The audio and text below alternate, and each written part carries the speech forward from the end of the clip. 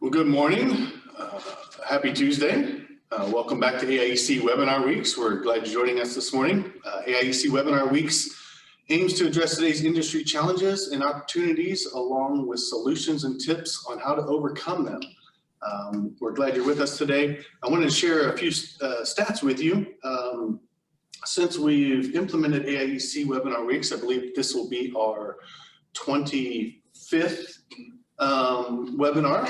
We're about halfway through our second series, and to today's date, we've had 277 total registrations. So we feel like this has been a huge success. 98 of those registrations are unique, so we've got several of you that have attended multiple sessions, so we thank you for that. And always have an open ear to any suggestions you might have for future webinars. Please send those to myself, Brian, or Ashley Graham, and we'll definitely take those into consideration.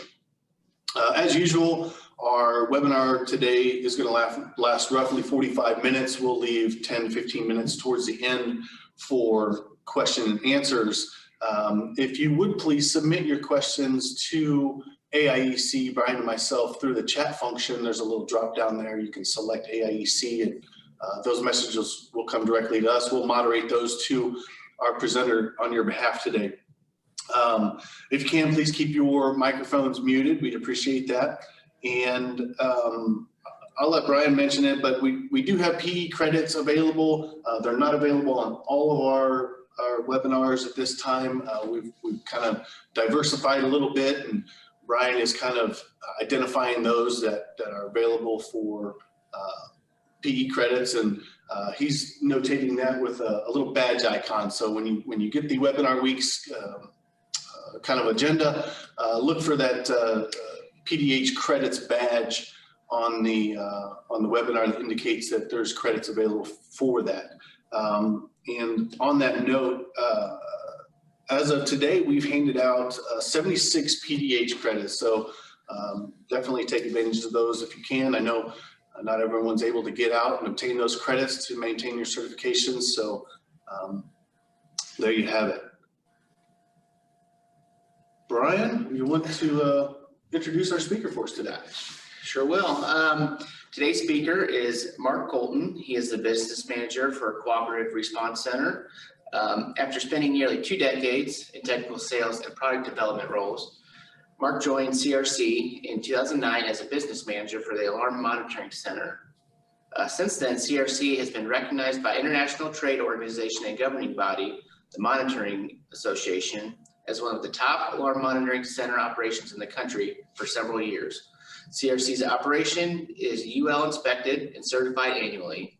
In addition, CRC's alarm monitoring operation is designated as a 5-diamond level 2 operation, a distinction that fewer than 10% of all alarm monitoring centers can claim. And with that, I'll hand it off to you, Mark. Thank you. I appreciate it. And thanks for hosting me. Several Illinois electric cooperatives are CRC members, and many, or nearly the vast majority, utilize CRC's contact center services, where your members will call we'll call your cooperative, but maybe talking to somebody from CRC to take the outage. Our dispatchers will dispatch your line crew, and CRC Link typically runs in the background of your OMS, CIS or AMI. But we do offer alarm monitoring, and it's one of the items CRC prides itself on in terms of something that is value add, but also provides some real substance. So as I indicated, we are a 24/7 utility focused contact center and central station, and we do have locations in Minnesota, Texas, and Dunlap, Tennessee. So we were created by electric cooperatives. We are a member-owned organization. Roughly 350 electric utilities utilize our services, and we serve roughly 12 million consumers. CRC is affiliated with Touchstone Energy. We support their brand, and we are a Platinum Association member of the National Rural Electric Cooperative Association, and also an associate member of the Association of Illinois Electric Cooperatives. So today I wanted to present something that has become widely popular amongst our members, and that is remote asset monitoring, specifically substation, warehouse, remote pull yard monitoring. The popularity has grown twofold. One, the cost of good, high quality intrusion detection systems utilizing video verification have come down in price. The technology has improved dramatically just over the last 10 years. And unfortunately, crime really hasn't slowed down. And it's not just copper theft, it's vandalism and destruction of property. So I want to give you today a little bit of information about different systems, how they're monitored, how they add the features and benefits of each type of system. And then we'll also get into what do these systems cost and what do we have to do to maintain them. So it will be informative, and please feel free to type your questions, and we can make this a dialogue. So one of the things that I do regularly is meet with CRC members, lately over the phone or webinar, regarding our alarm monitoring services. In particular, what are the needs of our members or potential members with regards to alarm monitoring? Copper theft is a big one. As you know, it seems when copper prices spike, theft increases. So there's common responses, and typically, or not typically, but oftentimes a cooperative doesn't think that they're vulnerable, and they'll wait and they'll say, listen, I've been general manager of this utility for 22 years. We've never had any kind of vandalism at a substation, no copper theft. Let's wait till something happens. Oftentimes what we hear is that the G&T owns the infrastructure. They're responsible for the security of it. And that's fairly typical. And then there's a third category, and typically that category, it's the one where, hey, we got tipped over a month ago, $5,000, $10,000, $15,000 of damage. We think we need to do something. Let's take steps to reduce that risk. Those are by far the most common comments that we get when we send out a survey or when we ask utilities what it is that they're doing and whether there's a threat that's recognized. So there are consequences, obviously, to vandalism, copper theft. The largest, knowing that safety first, all of our members are safety first businesses. That's the number one thing. Distribute electricity safely, but keep employees safe. So somebody breaks into a utility or into a substation, there's obviously a lot of things that they can go wrong if they're not noticed. Number one, obviously, utility employee safety. Two, impaired service to consumers, loss of revenue due to service disruption. Then there's the replacement costs to fix what's broken, unplanned internal payroll expenses, contractor expenses, and then federal regulation and tort reform has become significantly more widespread. And really what we're talking about is somebody, you post in your substations, high voltage, keep out, all over the place, but somebody still goes in, trespassing, and gets hurt or worse. And then they decide they want to legally take action against the utility, even though they were the trespasser, and that happens more frequently than you can believe.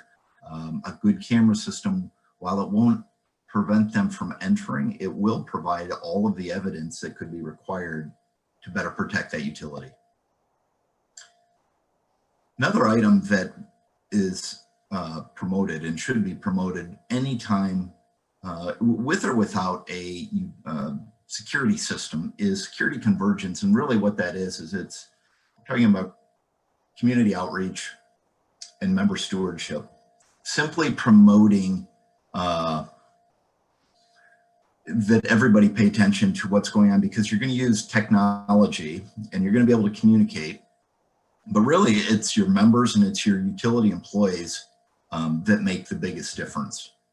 So tailoring a message of communication, you're letting the community know you mean business when it comes to really vandalism or protecting your community. And what we've seen is, whether that is simply a mention on a utility bill header or footer, or a PSA over your front end greeting, or a Facebook post that simply states, we are vigilant about vandalism throughout all of the communities that you serve, but more importantly, there's a message there that the utility infrastructure that you maintain on behalf of your members is vitally critical, and that everybody can lend a hand in ensuring that there's vigilance and awareness. So member stewardship is something that we talk about a lot at CRC. So engagement of your community members and your members. So simply asking them, and you don't have to have an expensive or a security system at your substations, but it's simply asking them to be aware, reminding them to be aware. So one of the biggest things that we see as an advantage when you meet with the property easement neighbors of that remote asset, whether that's a substation or a remote pole yard or building, it gives you an opportunity to understand who your neighbors are and what they do, and that everybody, well, nothing is better than good communication with your neighbors with regards to those easements.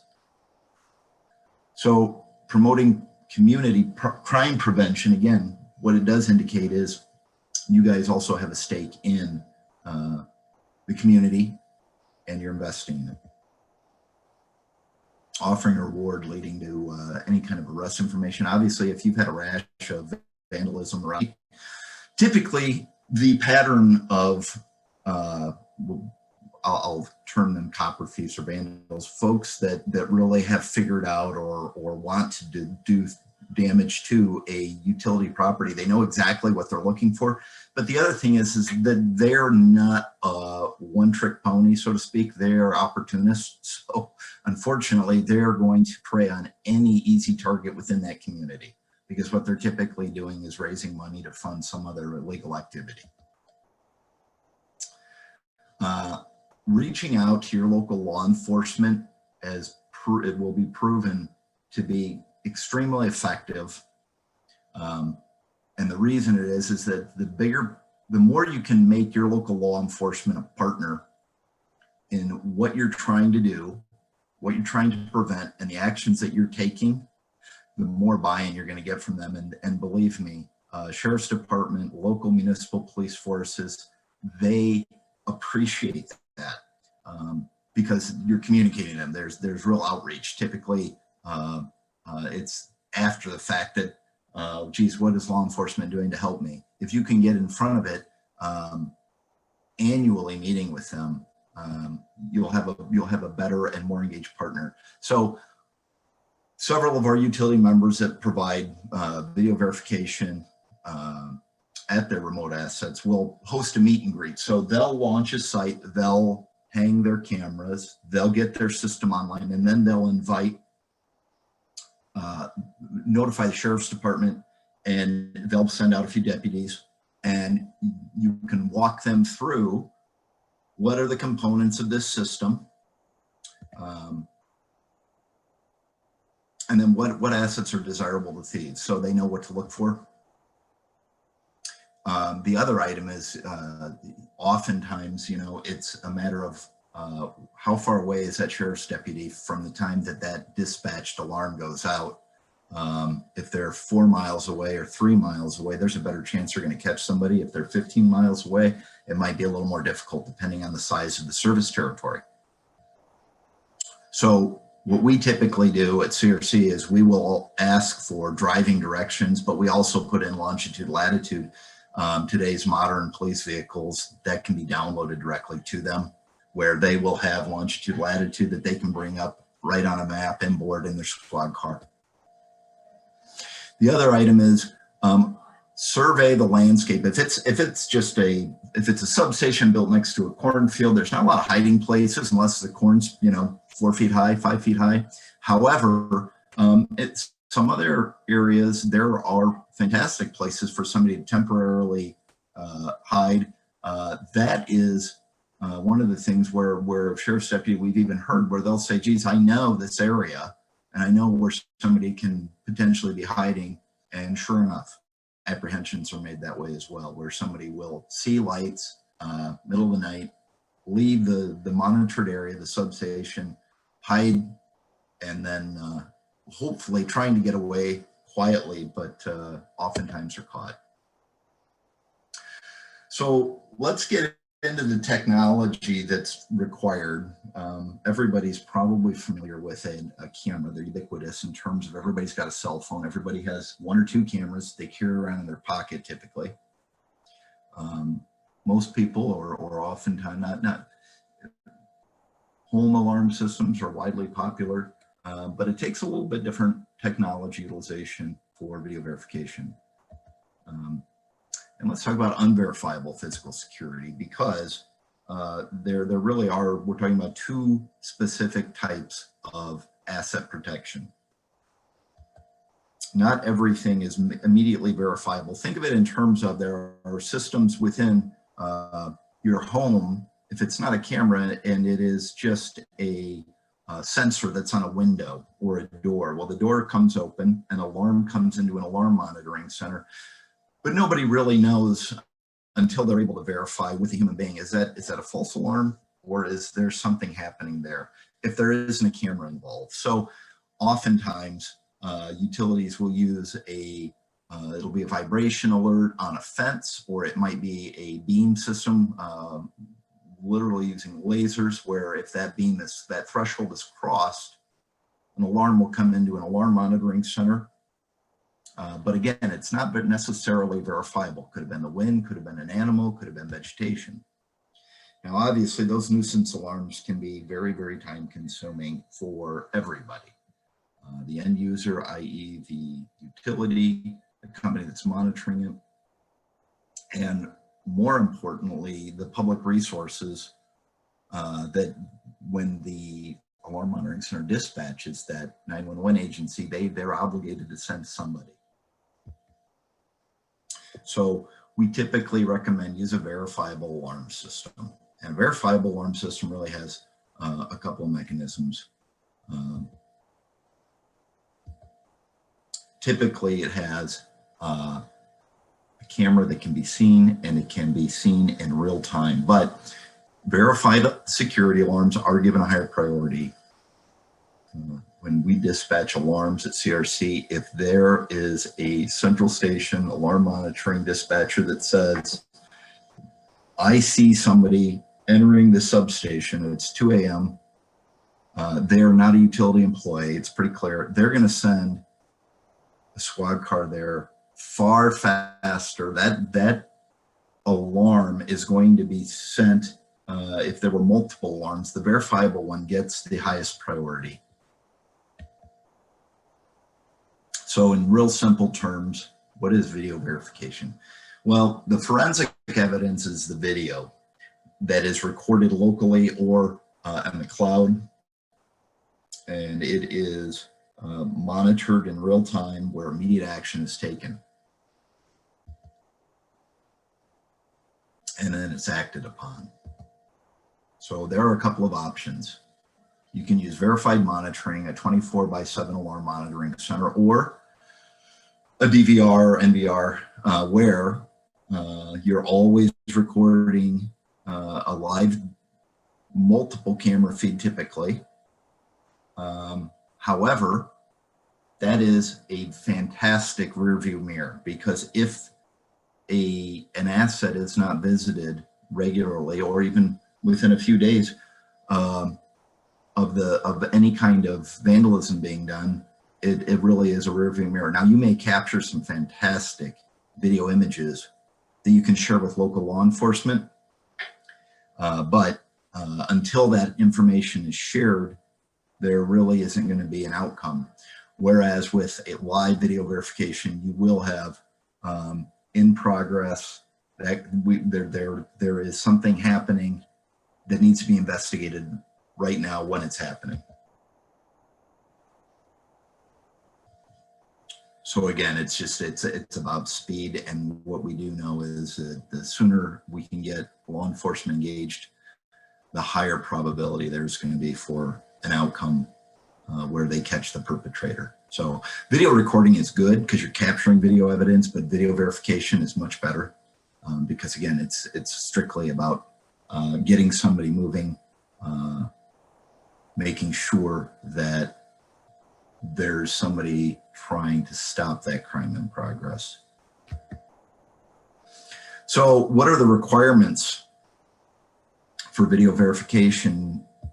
And they're plentiful. So you certainly need an alarm system with a camera or cameras, the capability to either store that video footage and also to send those images to a monitoring center. And then an access control mechanism, because you want to be able to arm and disarm it. So when there's a contractor doing work or a utility employee doing work, survey, whatever, that you can disarm that system so there aren't alarm notifications being sent. So the most critical item really is, in addition to the camera, is the proximity sensor.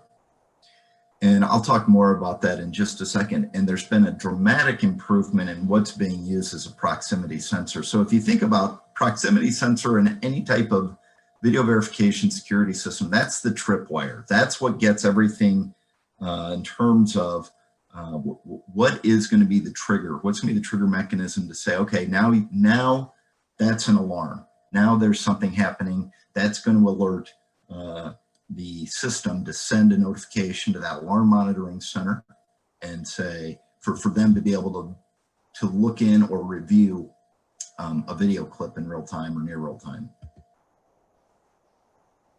So obviously you need a camera that's programmed to communicate with that alarm panel, and something that is important. It's become less important with the advance of technology, but a light source to illuminate that camera viewing area.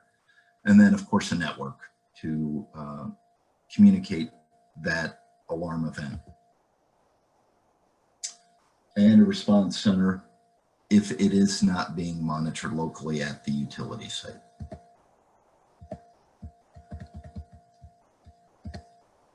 So you see two systems, there's two different solutions, and the one on they're both good solutions, and they both satisfy, depending on the scenario, a number of items. CRC does not design alarm systems. We don't sell alarm systems, we monitor them, but there are several that we monitor, and there are specific systems that we like better than other systems for a variety of reasons. Typically, it's the ease, number one, ease of deployment. So our utility members, we know, are not security integrators. They can hire somebody to come in and do that. Some of them like to do it themselves. But number two, we also selfishly really like systems that don't send a lot of false alarms when they're deployed properly. And as you understand, in an alarm monitoring center, we have to follow up on every single alarm. There can't be any alarm that comes in where we say, oh, it's probably nothing, I'm not going to look at that. We'll just leave it in the alarm queue, and it's just one of those things, and it always comes in and it's nothing. We're obligated to follow up, obviously, on every single alarm event.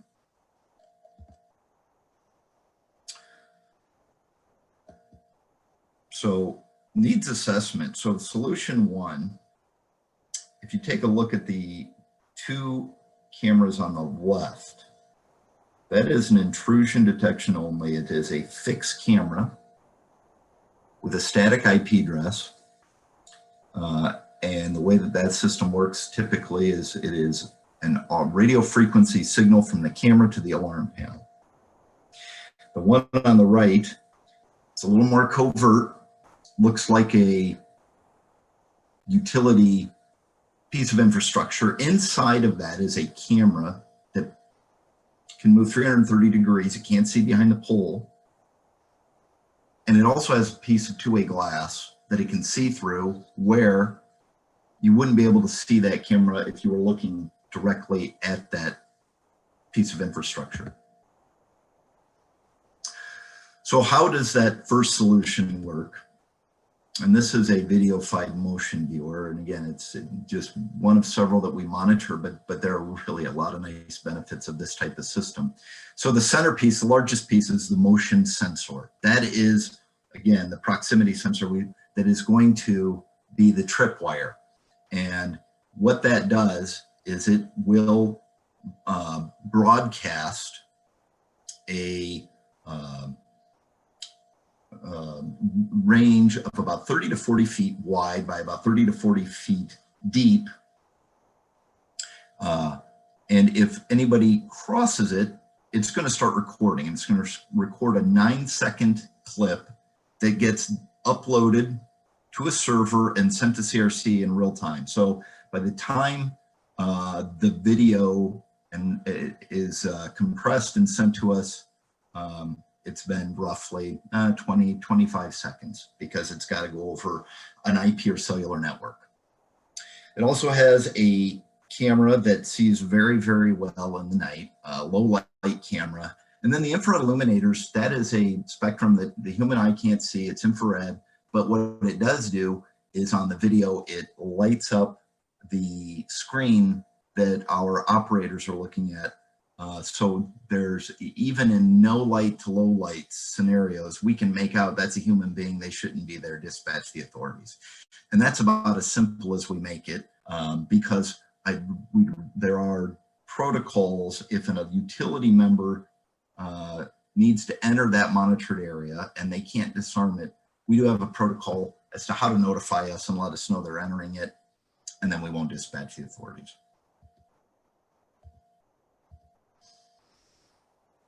So one of the neat things about this particular system is it is battery operated. They use lithium ion batteries and nickel cadmium batteries for the components. So you don't have to have low voltage electricity at the site. It's also a widely used solution for construction companies that have green grass construction projects where there's no infrastructure, but they want to protect their tools, equipment, and foundation of what they're building. All of the components are battery operated, like I indicated, and again, using a cellular network, LTE. Well, the old ones were 3G. They've come out with an LTE. I'm waiting for a 5G system. Nothing yet. But it does make for, as long as you've got, it uses AT&T's cellular network, as long as there's good AT&T coverage, you're going to be able to deploy an alarm system that utilizes a camera, and it will be verifiable. So there's a keypad. The system can be armed, or a fob, just a little key fob that many of our members that use these systems, they'll keep it in a little lockbox similar to a realtor lockbox with the fob, and then they can access that and disarm and arm the system simply with the touch of a key fob. If it is an IP, if it's hooked up to IP, there's a smartphone application where you can arm and disarm it remotely from anywhere. We get a roughly 10-second video alarm. The one thing, because it's using cellular data, it is not 4K resolution. It's not even 720. It's about 400 DPI. However, you'd think, boy, that's pretty grainy, and it is relatively, but it's certainly enough for a person to be able to recognize, yeah, that's a human being moving around in there, or an animal that could do some damage. So it gives us all of the information that we need in terms of identifying that there is a person. Let's get the police on the way. Not the greatest solution for evidence to be used in court, but better than nothing. So the other item is the video is stored on server. So if there's more information that, say, a sheriff's department does need, we can send that to them at their request. And really, this is a very simple diagram, but the way that it works is, if the system is armed, you walk in front of that motion viewer, it's going to start recording. It will time out. So if somebody's moving around in a monitored area, they don't realize there are cameras, we're going to get alarm notifications and a lot of videos to look at. Typically, we need to see one. We dispatch it as soon as we know there's something. And if we get multiples and we still don't see anybody, we may dispatch as well, because it's not like this system to send multiple alarm notifications, in particular if there's more than one motion viewer. Now, a typical electric distribution substation will use anywhere from 4 to 8 cameras, depending on the shape or layout of that infrastructure. Another item, the motion viewers are going to always be facing inward towards the asset, towards the most critical part of that asset, not outwards, because you can understand, as an alarm monitoring center, if it's pointed towards the road, or if there's, let's say, an access trail that people hike on nearby, you don't want to capture any of that. We're looking specifically for an imminent threat. So we have or request that the motion viewers are pointed towards the critical infrastructure, inward facing. So the second solution is a little bit more advanced. And again, you can see the rendering of that camera that's on a pivot. So it will pan, it will tilt, it will zoom. It does require electricity, so there's a little bit different requirement in terms of the videofied system. Was all battery operated, worked cellular, built in. This will require electricity or 48 VDC. However, the first system had it was just a static camera. Wherever you hung that camera, that's your view. Whereas this particular system, made by I2C Technologies, has an 8-time optical pan-tilt zoom camera hidden at the bottom of that transformer, so nobody would be able to see it. And then one-way lens prevents people from looking inside of it. There's a ruggedized server either on board or remotely at the utility office, can store up to 2 terabytes of data. And that's quite a bit. That's quite a bit of data that can be stored on board. So you'll understand why that's important here in just a minute. There's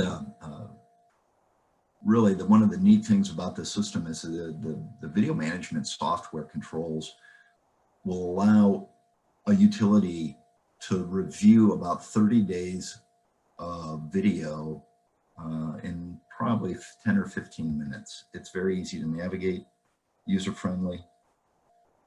So while this system can use a cellular network, it does have the capability, if there is fiber at the site, microwave, SCADA, can run over just about any connection. This is important when you're shopping a camera system. There's a big difference between a digital zoom and an optical zoom. And while you can't see in this image the difference really, I can tell you and assure you the optical zoom is significantly better. A digital zoom is strictly the camera will be able to zoom, but it's only doing so electronically. In other words, it's just the software. Whereas optical zoom, you're really talking about a lens that can move, and the clarity is significantly better. So typically these systems are mounted on a pole in a corner of a substation. And then you've got an onboard server. and you set up a guard tour. And you can see the top screen. What this is doing is this camera will be programmed, and the utility can program it along with the security technician what assets are really important. Maybe there is a high side breaker, or maybe there is a fuse that you want to keep an eye on. You can program almost an infinite number of what's called a guard tour stop. And so this system, unlike the first, will continuously record. Therefore, that 2 terabits of data, it never stops recording. It will only send an alarm notification if that proximity sensor, whatever is used, is tripped. So what you're doing is you're able to constantly collect data. It really isn't, it's exactly how the system was designed and built. But let's say you have a contractor doing some work and they're scheduled to come in at 11. You can say, geez, I didn't hear from the contractor. Did they get there? Well, you can go back and review this. You can also pull up a live view in real time anywhere that you have an internet connection on your phone, laptop, computer, tablet, wherever.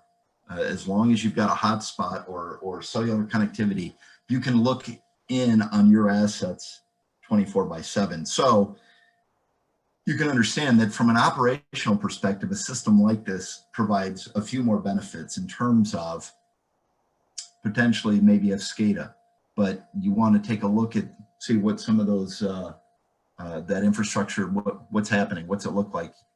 If it is a 30 to 60 to 90-minute drive to that asset, putting eyes on it can be quite beneficial, can even save a little bit of money sometimes. So one of the key and critical items too, technology has improved dramatically. CRC started monitoring these systems in 2011. Video verification systems 10 years ago, and the proximity sensors were not as reliable as they are today. They're significantly more reliable, and the most reliable proximity sensor that we're using or monitoring now is handheld zoom camera, similar to this, and a thermal imaging system that is integrated with it. The thermal imaging system, think of military grade thermal imaging, where in the black of night, you can still make out everything as plain as day.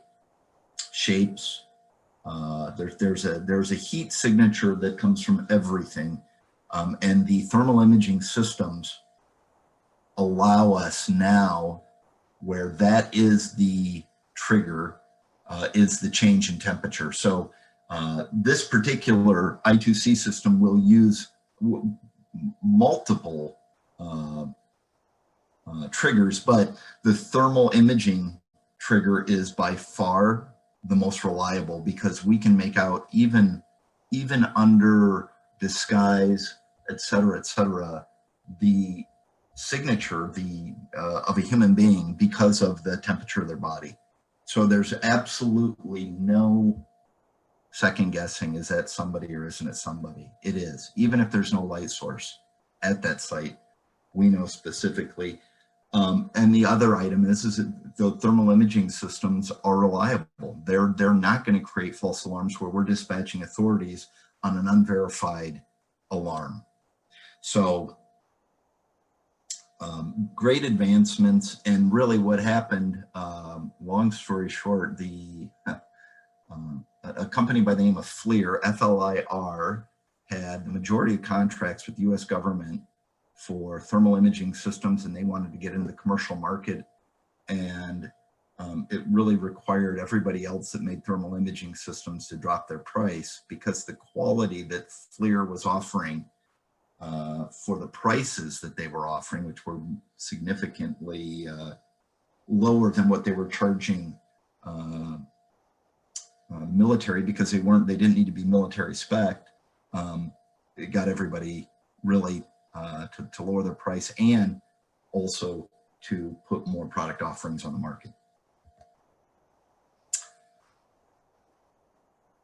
So the other item is the ability, and I mentioned this, to evaluate that substation remotely before anybody is dispatched. And again, we talked about how do you connect to this? Well, it could be cellular, IP connectivity. We've bounced microwaves and been able to do it that way. Dedicated fiber to a satellite. It really is fairly limitless as long as there's a network path. I've also mentioned we've come through SCADA, or used a SCADA system to a little bit of that network bandwidth to get those alarm notifications sent to CRC. Because the way that CRC monitors this particular system, or most what would be considered an IP camera, is the intrusion detection. So there's a thermal imaging system, that's the intrusion detection. That's going to send us simply a notification using very, very little data, but it's going to hit, and within our alarm monitoring center, a database, and we use proprietary software, and that's going to host a link to that particular PTZ camera. So what we typically do is we'll open up a port and use VPN or RPN to get into through the firewall out to that particular camera. And the nice thing is if there's a local server on board and it sits right above the camera and it's ruggedized for extreme temperatures, we go right to the camera, so you're not exposing your firewall at your utility either.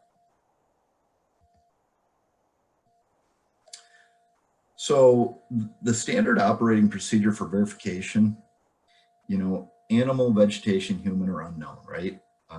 Respond if it's unknown or human, and dispatch the emergency agency.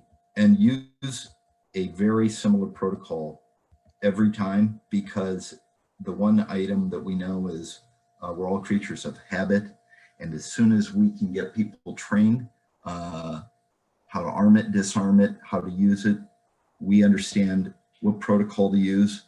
Best practices protocol is pretty straightforward. Daytime, office hours, again, it's going to be armed 24/7. That's a remote asset. If somebody needs to do work, they either contact us and let us know they're going in if they don't have the capability to disarm the system, or they disarm it locally or remotely, and then they rearm it. Now, one other item with that particular system, that I2C system, CRC can remotely rearm the system if somebody forgets. So, for example, there's work being done, contractor leaves, utility member calls and says, hey, was that system rearmed? Nope. Can you rearm it for us? Yes, we can rearm it for you. So again, typically the more connected a system is, where there's some two-way functionality, the more capabilities, more features we're going to have, and the more services we're going to be able to provide from an alarm monitoring perspective. So again, verify, respond, dispatch, follow the protocol.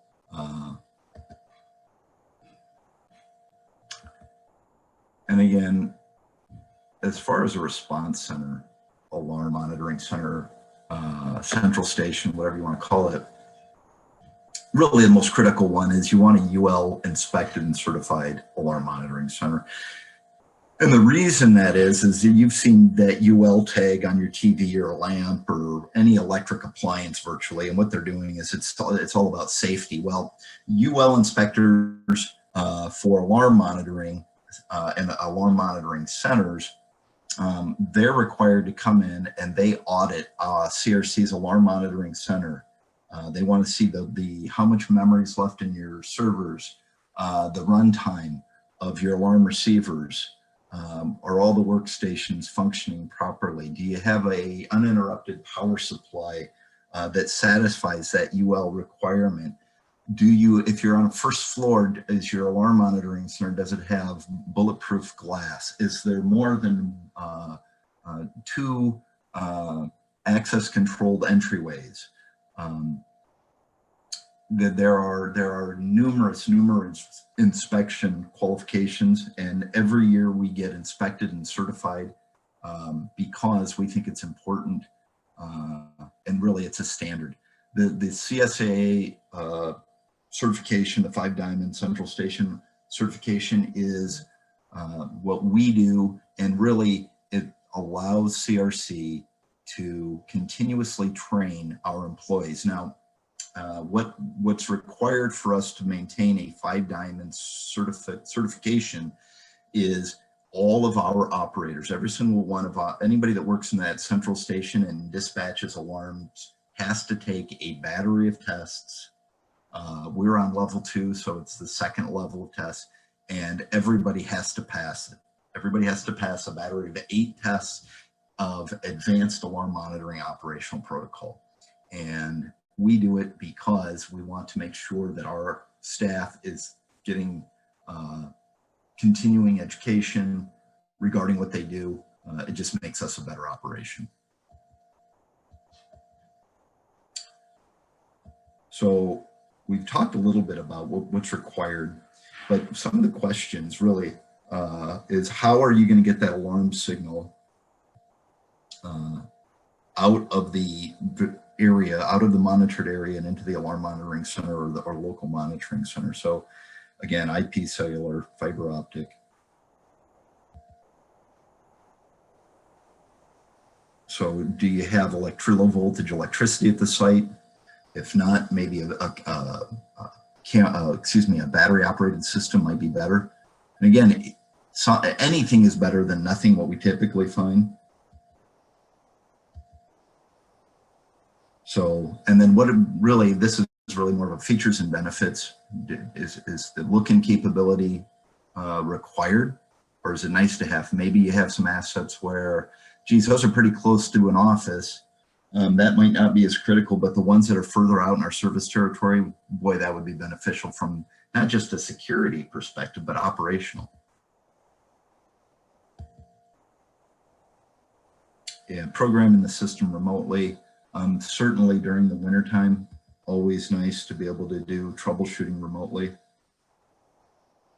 Is there a nighttime light source? And again, this has become less important with those systems that are deployed with a thermal imaging system. And then, is that system capable of somehow storing or saving those video clips after it's sent to the response center? And then, can it be disarmed remotely, or is it constantly running? Does it have a dual power source? So a UPS on site, if it's battery operated, you don't need to worry about that. Obviously, if it's using electricity, having something that will keep that operating is something that you may want to consider. And then again, resources. How much time, how much money is it going to take to purchase and install that system?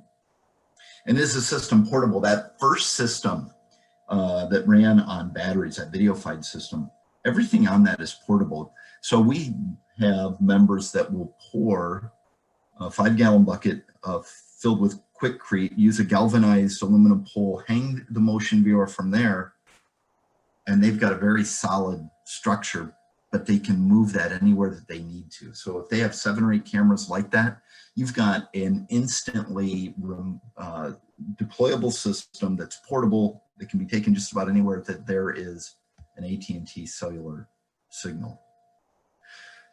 So system costs, your motion viewers are typically what is most expensive, your camera, followed by the alarm panel, proximity sensors monitoring, etc.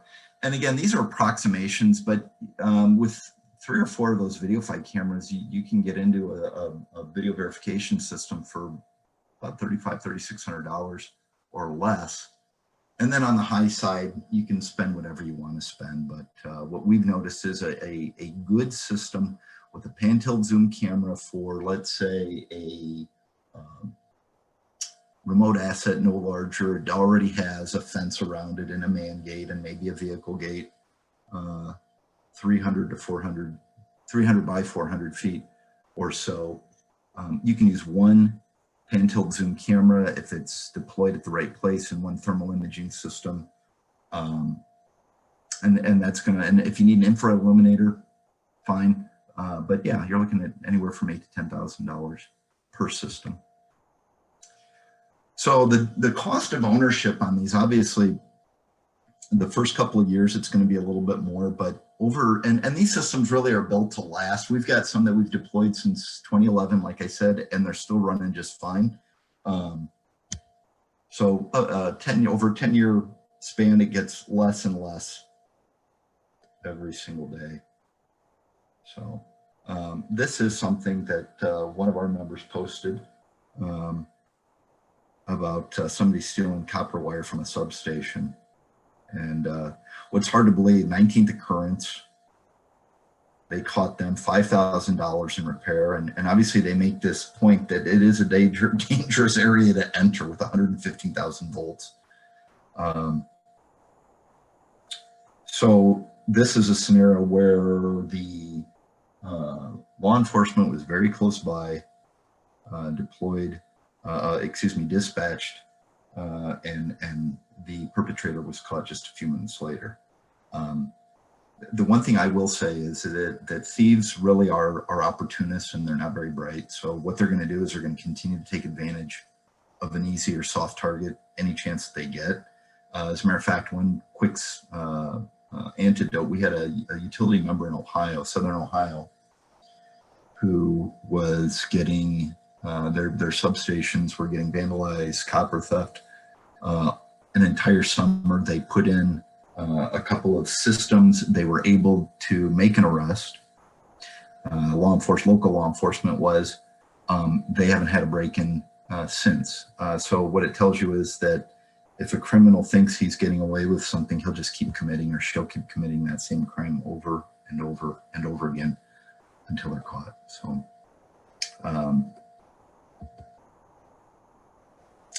So the benefits, obviously, lives are protected, system is protected, criminals are caught. I appreciate your time today. I hope, if anything, what you take away from this is that if you do have questions regarding a video verification system, please call me. I act as a consultant to our members as much as I do representative. I want you to get what's right for you. If we don't get an opportunity to monitor it, that's okay. We're a cooperative. We want to help other cooperatives. So I do appreciate your time, and thank you.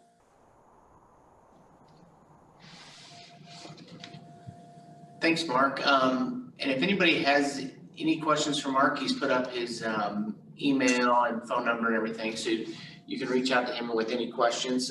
We have gotten a couple questions in that I'll give to Mark real quick. What is the typical life cycle of a video verification system? Yeah, well, these are obviously in the elements outside, and manufacturers really have gone out of their way to ruggedize everything. Whether it's a onboard server, a camera, a control panel, but there are two types of systems, right? There's an indoor system and an outdoor system. If it's a ruggedized outdoor system, typically we see 10 years, 8 to 10 years of life cycle, where maybe a camera might need to get changed, but usually the alarm panel, the thermal imaging system, those can stay in upwards 10 to 15 years. Next question, are there any National Defense Authorization Acts or NDAA guidelines regarding critical infrastructure protection as it pertains to electricity distribution utilities that should be considered? Yeah, that's an interesting question. Now, something by the name that goes, the NDAA really is the John McCain law, and what that states is if it's a and I've talked to the NRECA about this several times very closely. Right now, for distribution cooperatives, there are no guidelines. It simply states that the utility is responsible for securing their assets.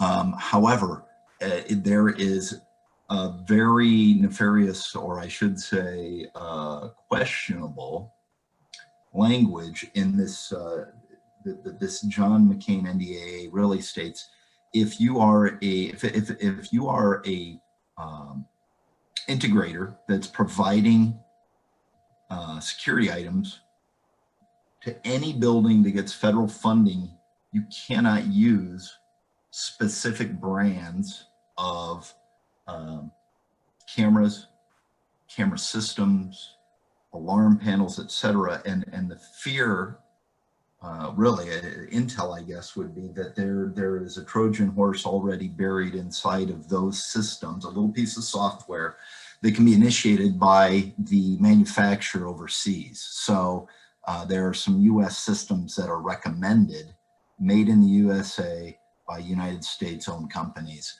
And that's kind of again, the wiggle room is if it's if it's an organization that's received federal funding. However, there are strict guidelines also that say if you're distributing less than whatever KW, if you're not a G&T, you do not, that would not necessarily apply to you. So at this point, no, there isn't anything to be concerned about, but I would be vigilant. And if I was going to deploy a video verification system, I would make sure that it was compliant. Perfect. One more question for you.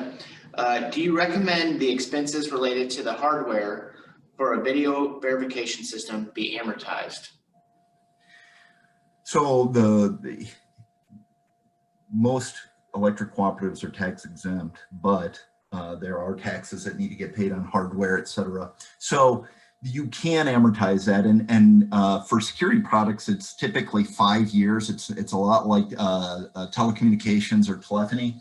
And when security systems, or when the World Wide Web and internet started being used to send alarm signals, they really kind of tied that into that telecommunications tax code. So yeah, probably you can either amortize it over 5 years or capitalize it, I suppose. Either way, but yeah, there is if you want to depreciate it over time, that's absolutely okay. And a lot of our members that say, we've got 17 substations, I've got it in my budget, we want to do 8 or 9 a year. What's the best way to go about this? We can afford them, but what's the best way to put them on our books? That's typically a decision that CFO and GM will make together, but it is possible. Thank you. Well, Mark, we want to thank you so much for your time today. It's been a very informative presentation. We see you've got your contact information up there. Feel free to reach out to Mark if you have any questions for him. You can always reach out to myself or Brian, Ashley. We can get you in contact with Mark as well. Coming up next at 10:30 today, we have winter driving preparation and safety with our very own safety trainer, Matt Eisenminger. So looking forward to that. Hopefully you stick around. If you haven't registered for that, feel free to go out to aiec.coop/webinar weeks and get you registered for that. If registration is closed, you can always reach out to Ashley Graham. She'll make sure you get registered for that. And with that, that concludes our first webinar for today. We look forward to seeing you on the remaining 3. Have a good morning. Thanks, Mark. Thank you. Yep, thank you.